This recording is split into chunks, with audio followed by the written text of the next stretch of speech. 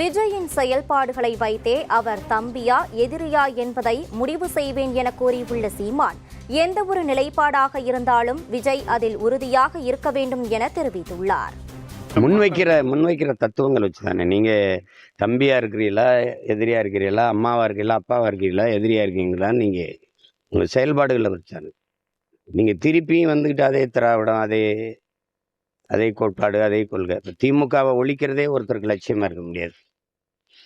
நான் என்ன செய்வேன்னு தான் சொல்லணும். இப்போ நான் சொல்றேன்ல, இந்த கட்சி ஆட்சியிலிருந்து நான் மாற்ற வர்றேன், நான் அடிப்படை அமைப்பு அரசியல் மாற்றத்துக்கு நான் நிற்கிறேன், நான் இந்த அடிப்படையே மாற்றணும்னு நினைக்கிறேன். அப்படின்னு நம்ம சொல்கிறோம்ல, அது இருக்கணும். மறுபடியும் அண்ணா எம்ஜிஆர் படம்லாம் வரும்போது ஒருத்தர் ஒரு கட்சின்னு தோற்றுனார், ஒருத்தர் இன்னொரு கட்சின்னு தோற்றுனார். அண்ணா அவர்கள்னா அவர் தோற்றுவித்த கட்சியை தான் நீங்கள் ஒழிக்கணும்னு சொல்கிறீங்க. 60 வருஷமாக இந்த நாட்டில் இந்த 2 தலைவர்களுடைய அரசியல் தான் இருக்குது. ஒன்று அண்ணா தொடங்கியது, இன்னொன்று ஐயா எம்ஜிஆர் அவர்கள் தொடங்கியது. இந்த 2 கட்சி தானே இருக்குது. இப்போ அடுத்த மாநாட்டில் அப்புறம் அம்மையார் ஜெயலலிதா, ஐயா எடப்பாடி படம்லாம் வருமா? ஒரு நிலைப்பாடை எடுத்துக்கிட்டால் அந்த நிலைப்பாட்டில் உறுதியாக நின்று செய்யணும். திருப்பி இதே அரசியல் சாரத்தை எடுத்துக்கிட்டு வர்றதுக்கு இங்கே ஒரு அரசியல் தேவைப்படல.